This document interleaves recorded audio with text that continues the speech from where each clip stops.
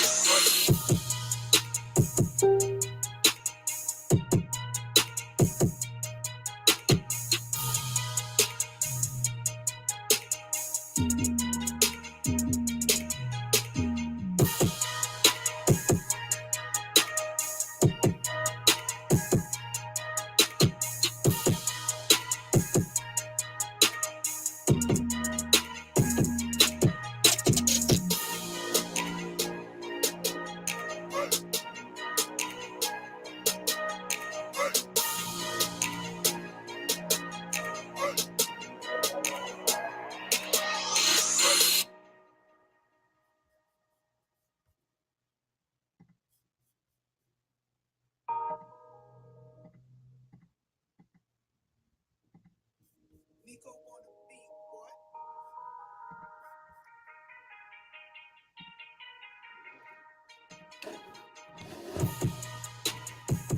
Peace, peace, family. Can y'all hear me? Can everybody hear me? Can everybody hear me? I hope y'all can hear me.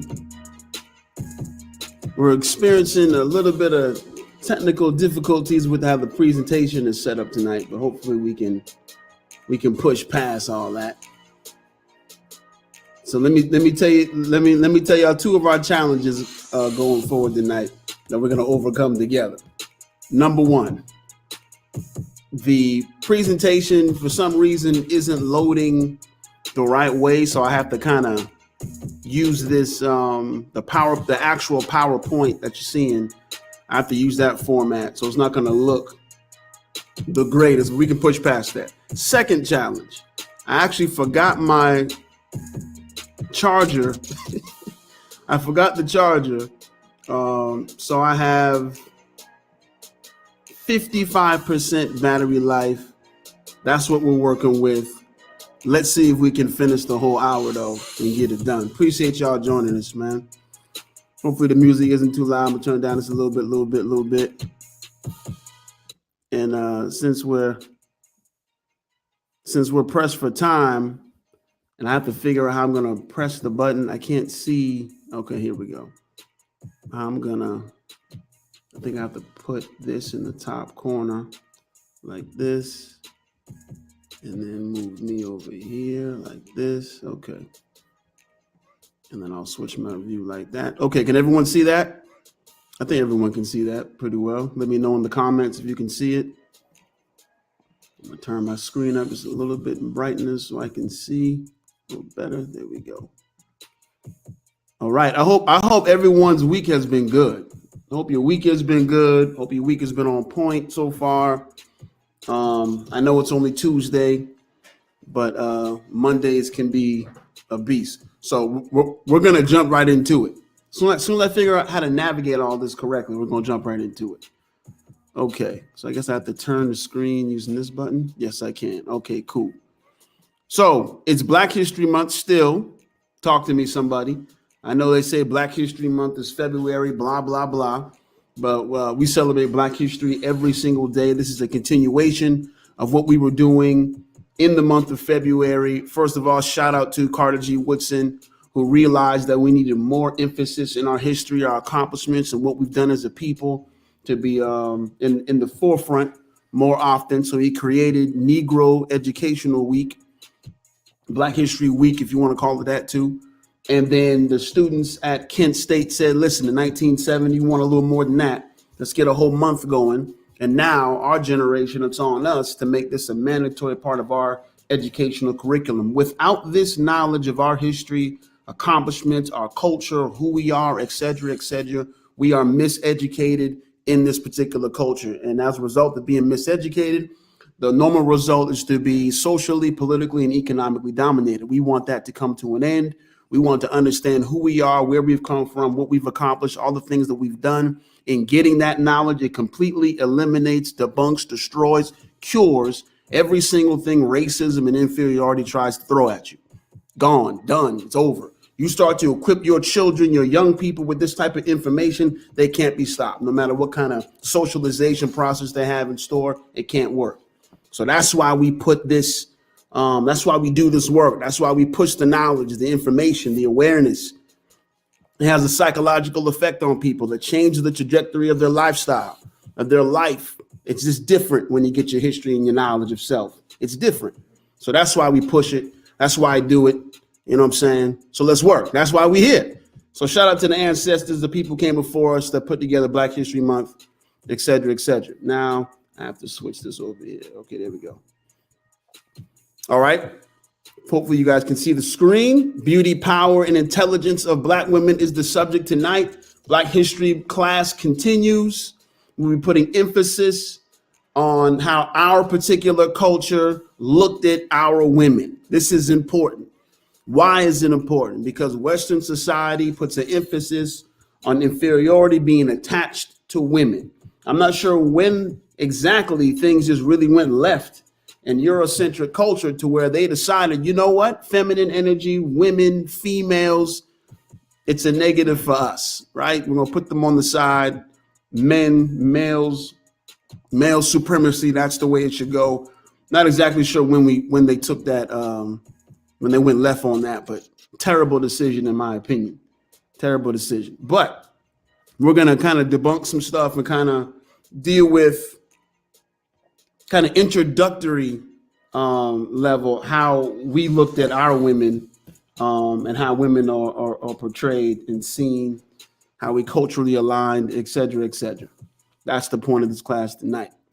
And I'm just going to jump right in, 716. Let's go to work. So if you see this picture that's in front of us now, this is the horned goddess. It's an old African painting. When I say old, we're talking about 10,000 years old.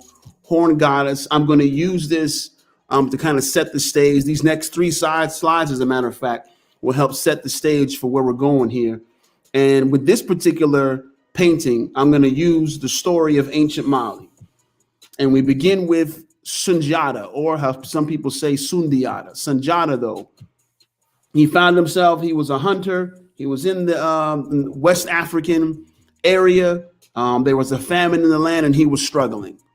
And while he's sitting down and he's contemplating how he's going to eat this final piece of meat that he had, it's all he had left. After this, there's nothing else.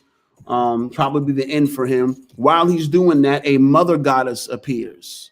Mother goddess appears in the form of an elderly woman.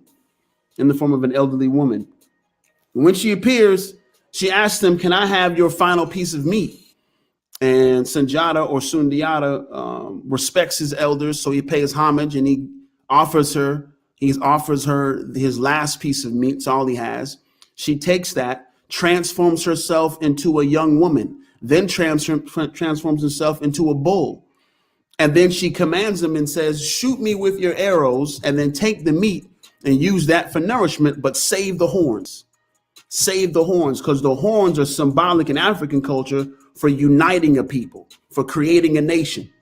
And that's what women, feminine energy that's how that's depicted. Bringing people together, birthing nations. You birth things when it comes to feminine energy. And so he did that. He struck her with some arrows, took the meat, took the horns. And then from that point on, he went on to create the ancient kingdom of Mali. Now, I'm not sure if y'all know about Mali, but Mali also produced Mansa Musa, who was the richest man to ever exist. He went on to produce Abubakar II, which was his older brother, who built ships and sailed to the Americas. Ancient Mali has a whole lot of history, whole lot of accomplishment to it. But that's just a foundational story to get us started. How feminine energy, women help to birth nations. It's also going to be symbolic to where Sundiata's power came from. He got his power from the mother goddess. That's going to play a role as we go forward and start studying some of these things. Let me give you another screen. A man's mind is elevated to the level of the women with whom he associates. One more time. A man's mind is elevated to the level of the women with whom he associates. Very important. I think Dr. Clark even said, if you want to understand the health of a nation, the condition of a nation, show me how it treats its women. Show me how it treats its women. But a man's mind is elevated. When is it elevated? Or how is it elevated? To the level of the women with whom he associates. Very important. Very important. Let's keep going as he set the stage. The black woman. In Afrocentric culture, we view women as divine beings. The creator molded, shaped women. They are divine. Their attributes, God's attributes, God's attributes are her essence. God's attributes are her essence. We're talking about Afrocentric culture. We're talking about ontology, a state of being. What kind of being are you? A divine being, molded and created after the essence, with the attributes of God, which is your essence. Made in the likeness of the creator, in the likeness of God. We're talking about women. Made in the likeness of God as we set the stage. So we saw Sundiata with a divine encounter with the mother goddess that birthed the nation. We saw Alexander Dumas understand that a man's mind is elevated according to the women with whom he associates. And I appreciate everyone for pulling through. We're just setting the stage here. So we're talking about women today. We're talking about feminine energy today. Beauty, power, and intelligence of black women. So just some objectives real quick. We're going to hit up the divinity and symbolic identity of women, the political identity, position and roles that they played. We're going to talk about beautification. We're going to highlight some important figures, some warrior queens, And at the end, we'll do a Western comparison as we set the stage here and get started. Hopefully y'all are with me. Let me know in the chat if y'all can hear me good, if the visuals are good. Like I said, this isn't the original way it's supposed to look, but you know, we're gonna push through anyway. Okay, so first image, hopefully you can see that. And matter of fact, let me highlight the book, the information I'm gonna be getting a lot of this information from, a resource. Okay, hopefully y'all can see this. This is Black Women in Antiquity, edited by Dr. Ivan Van Sertima. So a lot of the information is going to come from right here. Black Women in Antiquity. Excuse me, outstanding book, loaded book. And I believe this is Women's History Month, if I'm not mistaken. If I'm not mistaken, this is Women's History Month. Let's work. Let's work. So this is a picture, the Primal Mother. It's an ancient painting found in the caves of Zimbabwe. And it's representative of how our culture viewed women, feminine energy, starting with Mother Earth, Mother Nature. This picture is depicting that she's giving birth to the mountains, the earth in general, with the skyline, the mountains, everything like that. All those things she's associated with. I'm gonna give you more pictures so that you understand. There's another one, another cave painting. Again, this is the female character in the middle, female creature in the middle, nourishing everyone around her. That's why her stomach is full, plenty of food, nourishment. You see the animals, you see humans, everything surrounding her. This is Mother Nature. This is Mother Earth, the primal mother. She sustains everything, all of us,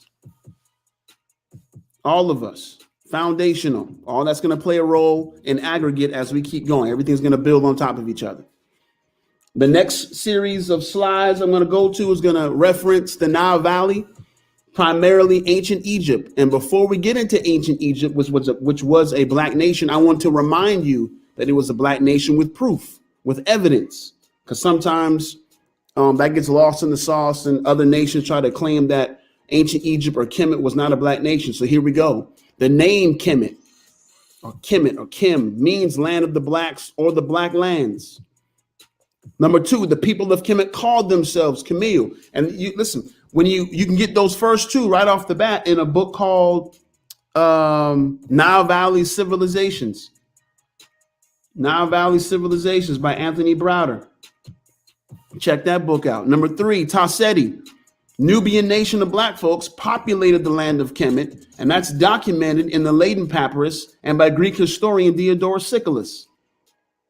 Because I'm about to reference ancient Egypt. So let's make sure we understand that ancient Egypt and Kemet, this is a Black nation we're talking about. The Netchers, number four, the divinities like Ra, Amen, Amen-Ra, Asar, Aset, Hathor, Tefnu, they're of Nubian origin.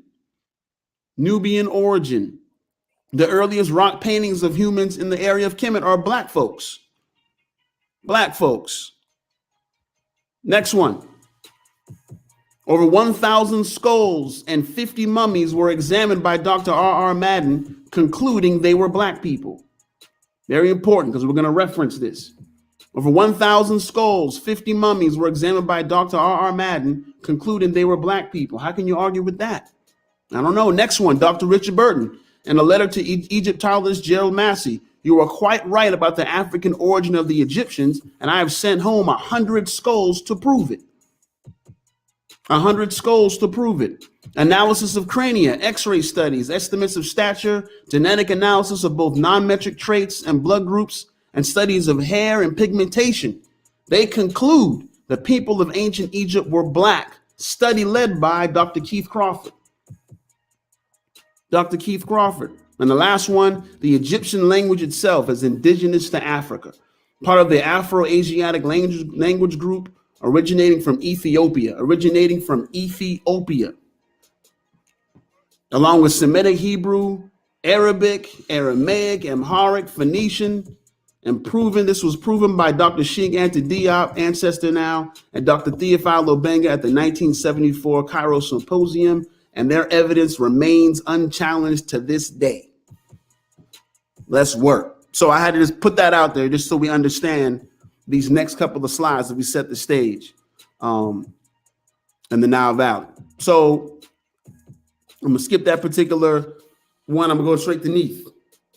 Neath, this is an African goddess. And the reason why we're gonna show these is because the attributes they assign to the deities are gonna be assigned to women in general.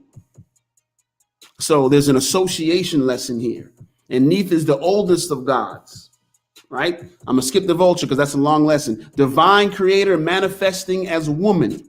Divine creator manifesting as woman. We're so used to seeing divine creators manifesting as a man, being represented as men, but they also are represented as women. You need masculine and feminine energy to bring forth life. Both of those combined together to form the divine. You need both. Look at that quote. I am whatever was or is or will be. Whatever was or is or will be. Self-begotten. We'll come back to self-begotten on the next slide. Self-begotten.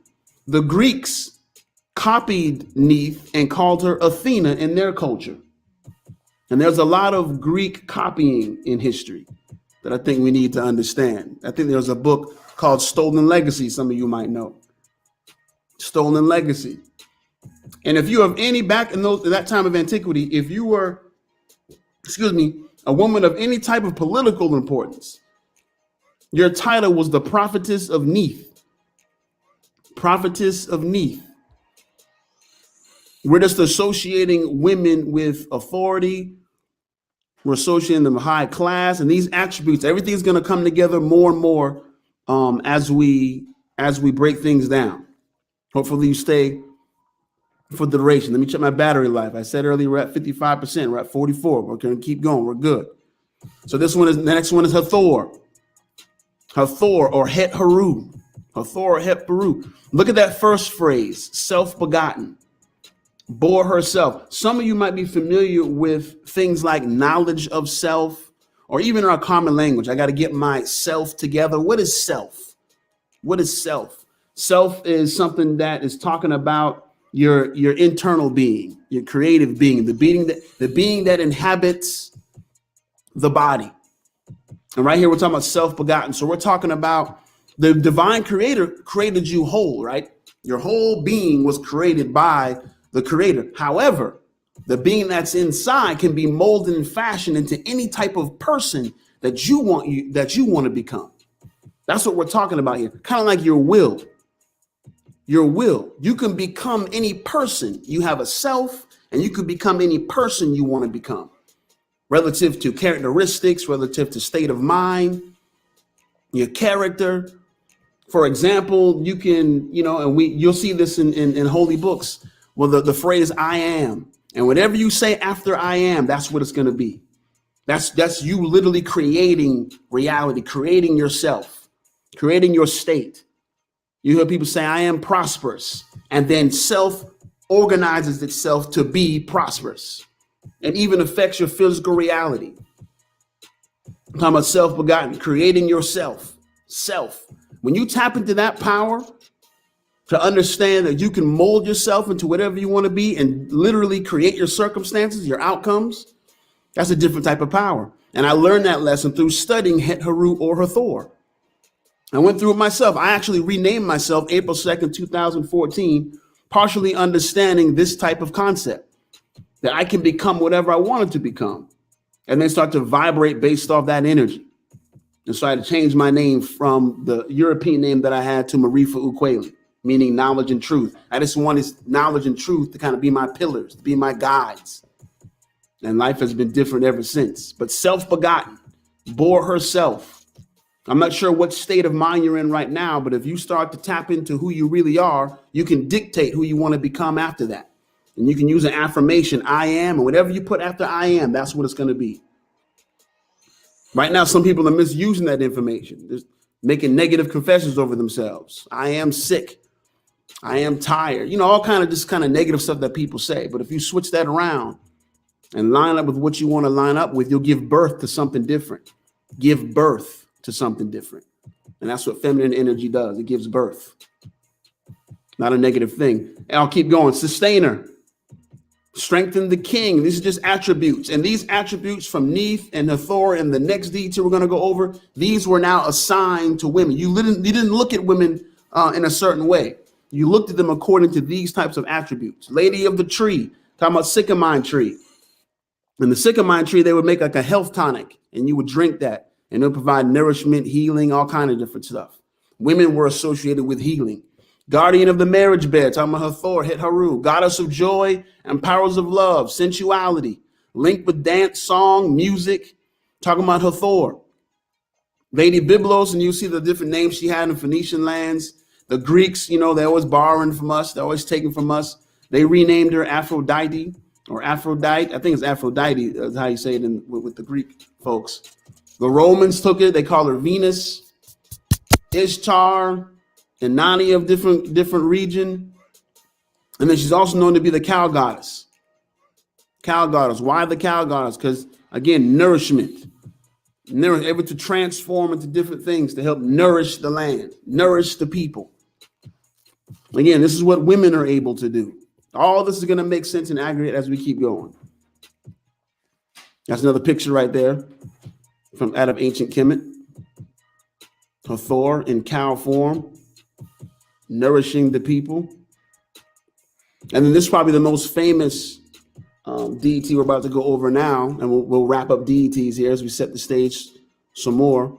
In the middle, you have Asar or Osiris. Most people know him as Osiris. To the left, you have his son, Horus or Haru. But to the right, you have the wife, the mother. You have Aset or Isis, as many people like to say, Isis. And her attributes are many. I only put a few here. There's so many, but that first will let you know how many there are. The Lady of 1,000 titles, Lady of Heaven. And again, you associate these things with women. When you think women in this ancient day, you think heaven. When you think women in this ancient day, you think tenderness. You think love. You think magic. You think light. You think chamber of the birth of God. You think sunrise. Like all these things are how you look at women. You raised your daughter on this. You acknowledge your aunt, your mother, other elderly women. You like all this according to these attributes. This is how you saw feminine energy in women back then. It just happens to be depicted by Isis or Aset, the beautiful and the beloved, lady of abundance. Women are abundant. Queen of the South, queen bee, maker of honey. Look at that extensive one. The lady bountiful who fills the fields with crops and Egyptian cradles with newborn sons. Woo, get you a black man. I mean, a black woman. Oh yeah, black man get a black woman get a black man. I'm gonna stop though. I'm gonna stop. Tyrone's gonna be like, yo, that's it. Get you a black woman, man. That's probably the greatest thing you can do in life. You understand? So here's some more. Aset, Isis, Mother Nature, a universal mother, sovereign of all things spiritual. Again, you assign these things to women in general, so you looked at them in a certain way. But Isis was the most popular figure back then. You didn't put women on the back burner at that point. She was worshipped all around the world. We're talking about Isis. Ethiopia, Nubia, Kemet, Greece, Rome, Germany, England. The black woman was revered and respected. And Paris is italicized because, according to historians, Paris is named after Isis. Paris is named after Isis. She was even known in Japan as Kwanan. Again, characterizing, symbolizing what women are, the black women. And I just put these next two slides to kind of show you some more of how Europeans have kind of taken some of our stuff. This is Isis and Horus, or Aset and Haru. And they are now depicted. That whole sequence has been taken. No need to explain to you what this is. You already know. But we are the originators of a lot of things. And the Queen Mother here, you already know. You see it. I'm going to keep going. Beautification. Beautification. Important slide right here. This is what black women, this is your lineage to the queens who are watching right now. Beautification started in Kemet, started in the Nile Valley, is the management of forces to achieve good. That's what style is. The original concept of style was to manage the management of forces to achieve good beauty. Positive force, to be attractive. You arrange your clothes, the colors of those clothes. You put on, you wore them in a certain way. You adorned yourself in a certain way to get off a certain positive charge. And that positive charge kept you protected from evil intentions and evil spirits. This is the foundation of style. They even have body adornment, scarification. They would make certain, I should have had more pictures on here, but the other presentation wouldn't let me show it, but you would prick certain designs into your skin. And look at that quote. This is what the designs and the scarification would represent. Kind of like the foundation for tattoos. It says, see the design on my breasts, arms, and back? I've had my first thing. I think that means cycle. I've come of age. Give me honor. See the design on my abdomen. I carry my first child. Give me honor. Or see the design on my face. I'm a married woman. Give me honor. You can read my achievement and the strength of my character when you see the art and accumulation of my adornment. Watch this. Read me and behave accordingly. Read me, the woman said, and behave accordingly. That's huge. I think if our daughters got this lesson, things would be different. There's a certain way you're supposed to approach a woman, and she lets you know by her style, by the design that she wore. And it's supposed to be one of honor. Honor. What's funny is, and not what's funny, but what's interesting, what's interesting is that same way they would prick and make the scars on their body also provide a form of immunization.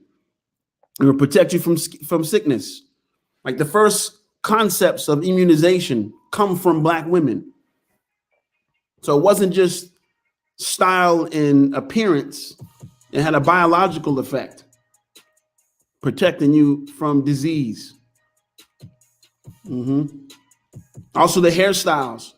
All hairstyles you see, Black women have, all of them are ancient. I want to focus on braiding and cornrows. There's a painting.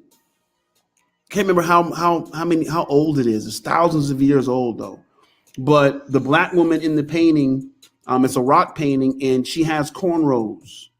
Cornrows is like one of the oldest styles, hairstyles in the world. Cornrows.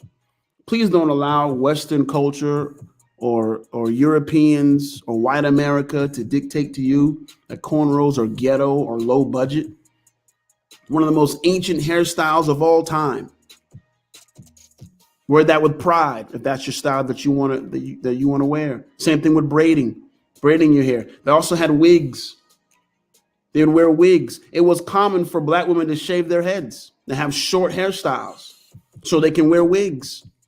And it wasn't representative of trying to be another race or they didn't like their hair, nothing like that. It's just a matter of style. Again, we know what style is. The management of forces to achieve good, to achieve beauty, to switch it up. Positive charge. You could do your natural hair, kinky. You could do it straight, however you wanted to do it. However you wanted to do it. Hairstyle. Also, eye makeup. Eye makeup, originally designed, according to historians, in the Nile Valley. The Nile River would be, I guess the sun would reflect pretty brightly into the eyes of the people. And so they came up with some type of concoction where they can paint it around their eyes and it would be less abrasive on the eye. It wouldn't be so painful. to the eye. They also noticed that when they did that, when women put the eye makeup on, it made them more alluring to the men. So there was an alluring power that came from that. And that's the foundation for makeup to this day. So if I'm not mistaken, the makeup industry is about a couple of billion, not couple, more than that, but billions of dollars. And all of that, the foundation of all of that was Black women. Same thing with the fashion industry. Styling yourself. Probably trillions of dollars when it comes to the fashion industry. All of that comes down to how a Black woman understood the management of forces to achieve good. Also painted the nails. All that was part of beautification. Painting the nails, the idea of red lipstick. I will say red lipstick, the original use of it was to identify concubines. How many know what a concubine is? I'm going to be quiet. You know what I'm saying? But I'm just giving you the origination of that. Black women, beautification. Also scented oils and perfume. All of that started with Black women, all of it. Jewelry, the earrings, the bracelets, the necklaces, all of that part of the beautification process. And at the end of all of this, you looked at them with honor and respect. That's what they commanded. Read me and behave accordingly. Talking about Black women. Black man, get you a Black woman today. That's all I'm saying. That's the cure. Look at this next slide. Be unstinting and lavishing attentions on your wife because she is the foundation of your family. Ancient proverb, Ptah Hotep from Kemet. Ancient African proverb. She is the foundation of your family. Look at the next line. The oldest social institution in the world is matriarchy, social organization through the female line. She's the foundation. Who? The woman. Foundation. Mitochondria DNA. I'm going to keep going since we're pressed for time in the battery life. Mitochondria DNA, cell energy. Listen, mitochondria DNA is responsible for transforming the food that you eat into usable energy for your body. And it only comes from the woman. The only way you get mitochondrial DNA is from the woman. You literally can't exist without her. Your body can't even function without getting the DNA that comes from her. You also can't track human history except through mitochondria DNA. We can't even get a record of humanity without the woman. It's impossible. Talking about Black women today too, the foundation of humanity. Humanity itself started with the Black woman. Power gives birth to authority. For an example, you have a plug and you have an appliance and a plug. Any appliance you want to put, refrigerator, microwave, doesn't matter, toaster. You got to plug it in though to get power. It's trying to tell you that the authority is represented by the man, but the power that the man uses, where he gets his power from, is the plug, and that's the woman. You got to plug in. Kind of like right now, I don't have a plug for this MacBook, and I'm at 33%. I got to plug into the woman. That's what I got to do. But that's all that's saying. We're going to dive into that a little bit more in a second. Political identity. Political identity. She had the highest position in the government. Look at that next line to kind of give an example, some context. And so in many African kingdoms, the highest positions of all were held by two women. Read that again. And in so many African kingdoms, the highest positions of all were held by two women, known as the Queen Mother and the Queen Sister, each of whom had her own court and officers. So in those first 3 weeks, we talked about the golden age of Africa. Just understand the highest positions of all those kingdoms, for the most part, you saw a Queen Mother and a Queen Sister, whether we covered them or not. That was the political setup. Our ancestors recognized the importance of women, feminine energy, etc., etc. That's what we've done. Queen Amsa and King Idris Aluma, one of the most popular political leaders, if you start studying that time period, and he didn't do anything with that Queen Amsa. Nothing. Queen Mother had to be on it. Same thing with Kemet. When you see pharaohs or Nasus or anything like that, they understood that they are the authority, but the power comes from the woman. Let me explain. In other words, you couldn't even be the pharaoh or the Nasu unless you came from the queen mother. Let's say the pharaoh Nasu had a child with another woman that wasn't his wife. That son can't become king. You got to come through the woman to be king. So the king can have, he can mess around and have like 5 or 6 children. Cool, but guess what? None of y'all can be king unless she has the son. Period. Got to give birth to authority and seize the power behind the throne. In other words, no decision was made without consulting the queen mother. No decision was made without consulting the queen mother. What are we talking about? Afrocentric culture. How do we view women? Women have the intelligence. They have the wherewithal, the awareness. They were the foundation of the family. That's how we viewed women. In this Western society, we don't do that right now. It's different. I'm going to press forward. We'll come back to that royal institution of the Kendaki Queens. We'll come to that. I got to hurry because we're at 31%. Let's keep going. Queens of Kemet. I challenge you to take a screenshot of this picture and study those queens. If you see queen regent, it simply means that they were in the authoritative position, not just the power. Remember, the queen represents the power. The man represents the authority. So the pharaoh will be the authority. Regent just simply means they have a son, but the son isn't ready to lead yet.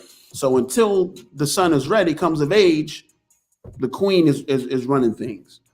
Horus means it doesn't matter if there's a son involved. Doesn't matter.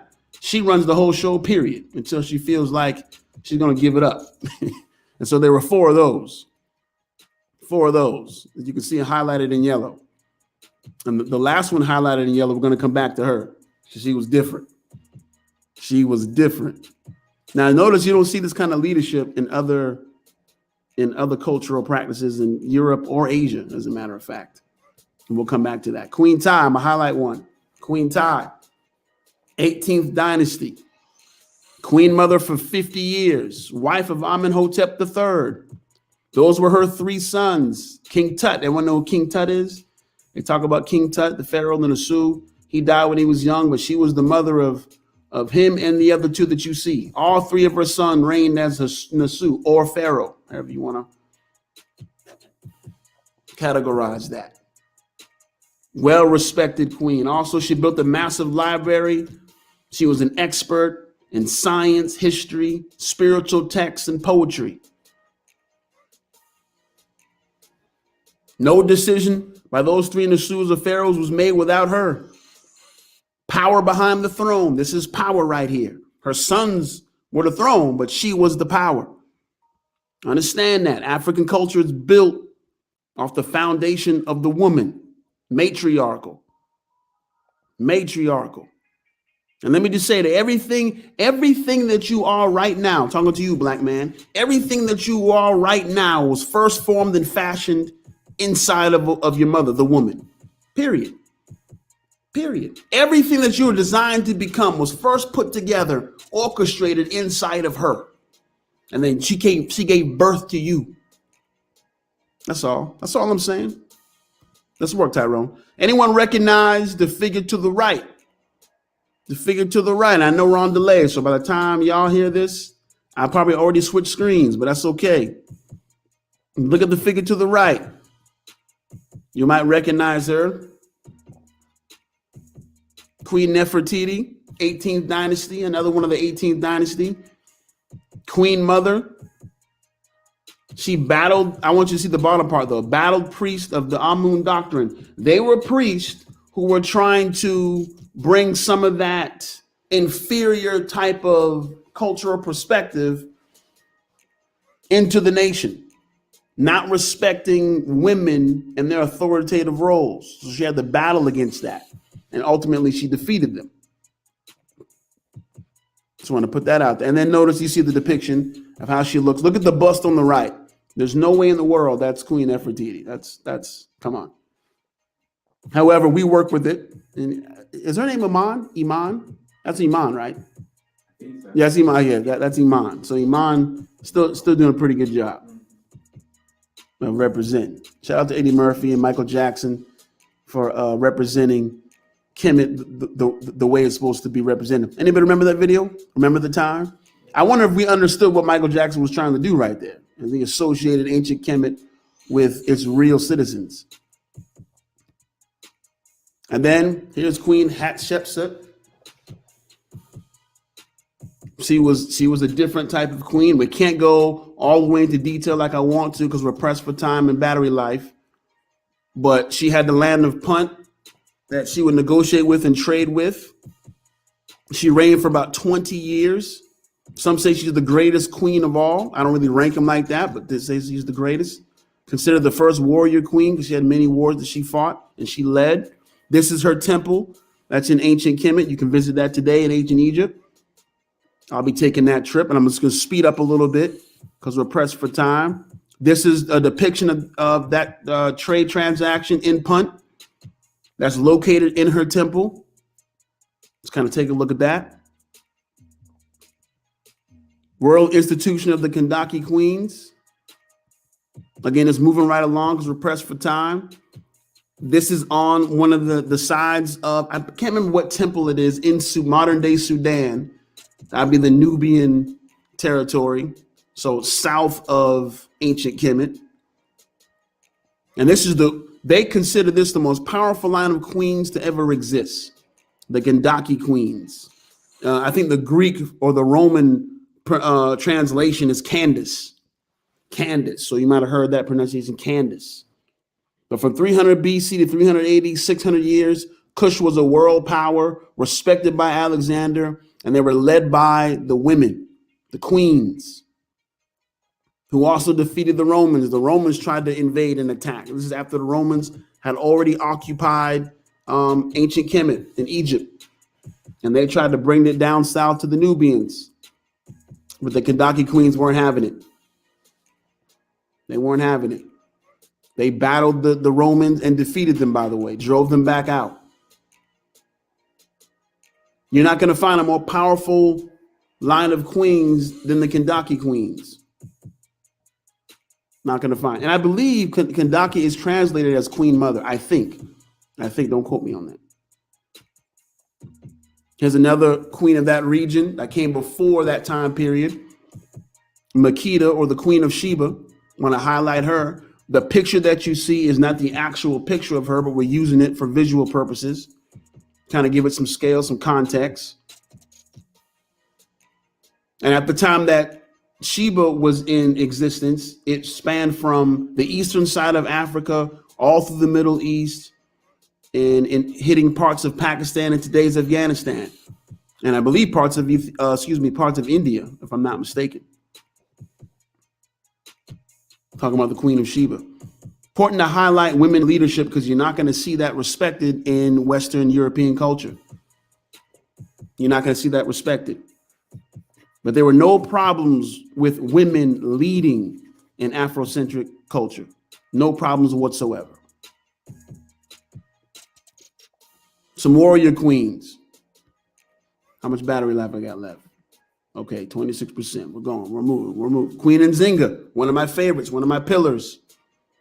1623 becomes queen, prefer to be called king. She's a supreme political intellect demonstrated by how the Dutch and the Portuguese invaded her lands, and she manipulated both using one another to deflect slavery.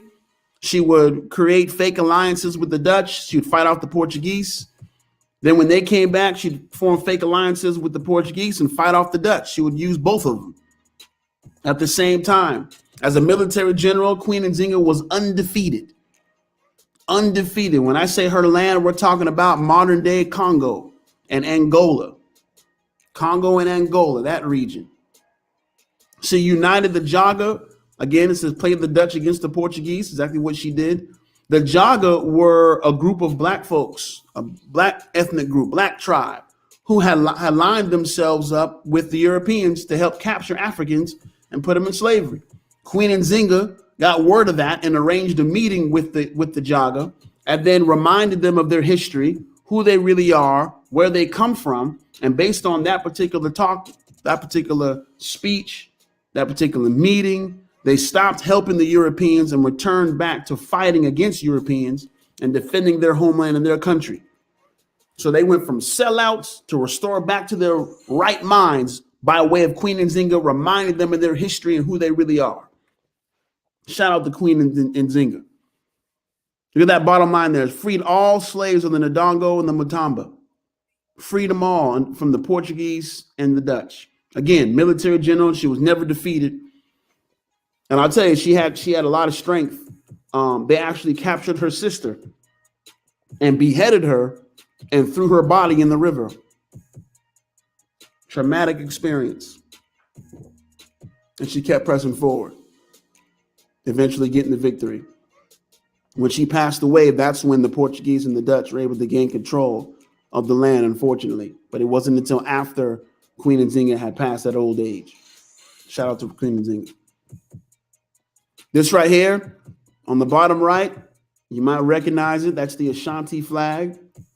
The Ashanti flag. Top left is the golden stool. Golden stool. Sacred item in Ashanti culture. Sacred item. This right here is Ya Santawa. Here's the story. The British had invaded the Ashanti. The British invaded the Ashanti, disrespected the Ashanti, defeated the Ashanti at one point, and then demanded that they give up their golden stool, which represents the people, the heart of the people, the sovereignty of the people is what the golden stool represented. And so they came demanding the golden stool. The men of the Ashanti at that time, the leadership at that time, unfortunately, had a situation where they're operating in cowardice and did not want to fight the British. Ya Santawa stood up, I'm paraphrasing, and basically said, if you the men won't fight, then we the women will. We the women will meet them on the battlefield and we'll fight them. That's what Ya Santawa said in that meeting. And she organized the women. And then all of a sudden the men finally woke up and understood who they really were. But everyone followed the leadership of Ya Santawa and took to the battlefield. Because of her courage, her guts, warrior mindset. Now, eventually, she was captured. She was captured, but the Ashanti fought back pretty bravely. And eventually, the Ashanti, by way of who are located in Ghana, all of them eventually got there. They were the first country to get their political independence. I believe that was 1959, if I'm not mistaken, Tyrone. 1959. But shout out to Ya Asantewaa, another one of my pillars. She's on my wall. Queen Nzinga, Ya Asantewaa, and Harriet Tubman, another general on my wall. Pay homage. Black women. Some more as we wrap up. Queen Amonarina's Kendaki. She was the queen who led the Nubians, Kush, against the Romans. Legend has it she lost an eye and kept fighting. She lost an eye. They won, but she lost an eye is what they were saying. Queen Khina. This is in northern Africa. The male general got killed by the invading Arabs. She stood tall from 688 to 705. She led the armies, led the resistance. They say that was the final resistance of Africans in the north when it came to the Arab invasion. So I want to shout her out, pay homage. The Dahomey, the Amazons of the Dahomey, all-female force, 6,000 strong. We're talking about modern-day Benin, right next to Ghana. Dahomey. The French invaded that region at one point.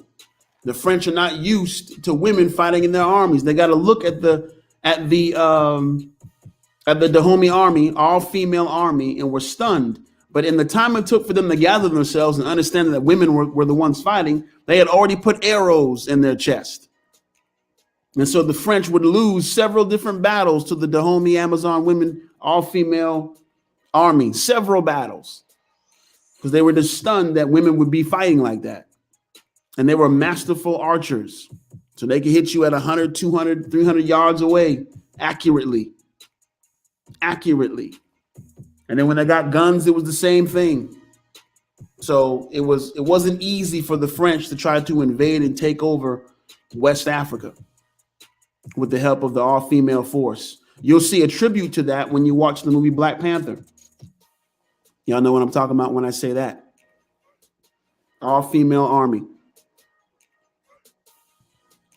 So here's just some questions, because I just kind of wanted to give some highlights to show you how women were depicted in that time frame, in that time period. Some questions before we go. Does Western society define Black women similar to African culture? You saw some of the attributes. Does Western culture, Western society define Black women similar to African culture? I think we know the answer to that. Other question was, does Western society create imagery showing Black women as intelligent, beautiful, divine, etc., etc.? When you see imagery on television, news, in books, wherever, from Western society, is that imagery showing Black women as intelligent, beautiful, or divine? Another question, how does Western society define the Black woman? How do they define the Black woman? And compare that to what we just looked at. Do Black women in Western society have the same political identity as Black women in antiquity? Do they have the same political identity? I'm going to say no. I'll say this too. In Greece, white women weren't even allowed to walk the streets by themselves. You always had to have some type of escort with you. You weren't allowed. Black women who visited Greece, no issues whatsoever. No issues whatsoever. We see today women aren't allowed. Well, women just now got the right to vote. You had to fight and protest to vote. Talking about women in Western society. Black women never had a problem when it comes to their political identity or privileges in Afrocentric society. As a matter of fact, you saw they held the top positions, the Queen Mother and the Queen Sister. No decisions were made without them. They're the power behind the throne. They represent the power. The authority is the man. The power is the woman. So you didn't see when it came to political setup or social setup or economic setup, you didn't see women on the back end of that. You didn't see them in inferior positions, because Afrocentric society understands the role of women. And I didn't make it, I wanted to kind of target the mindset behind it. I can easily show you beautiful pictures and all these other things, but I wanted to give you the cultural perspective of it, the foundation of it. And that's all I got. It's 8:04. I think we did okay. Tyrone, we got 20% battery life left. I appreciate everyone coming through. Definitely. Next time we'll talk about the truth about melanin. Truth about melanin, starting at 7 o'clock. Appreciate everyone coming through, listening. Here's a book. Let me put emphasis on this book. Black Women in Antiquity. Encourage you to read that book to get more information. This is only about 45 minutes worth of just some knowledge, just some highlights. Black Women in Antiquity. You know, if we see, Black man, if we see women differently, our relationships are different. Our relationships are different. Our family setup is different.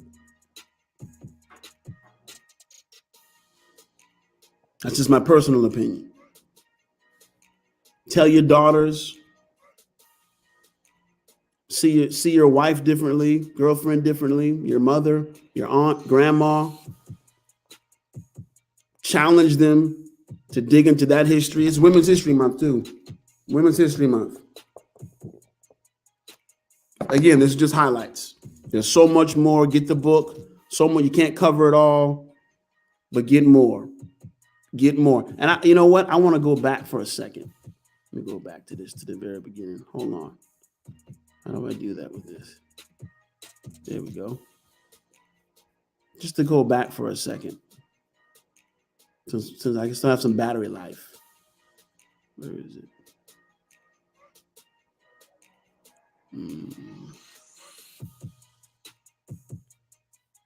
I gotta find it. This one right here. Here we go. Can y'all see that? One more time. A man's mind is elevated to the level of the women with whom he associates. Elevated. Elevated. That's all I got, family. Laptop's about to shut off, 18%. I appreciate y'all. We'll be back next week with the truth about melanin. I'm excited about that one. Since they try to say that our blackness makes us inferior, let's study what this blackness is, what it represents. What is it really? So join us next time, 7:00 sharp. Hopefully we won't have any technical issues, anything like that. And I'll catch y'all on the next one. I appreciate y'all.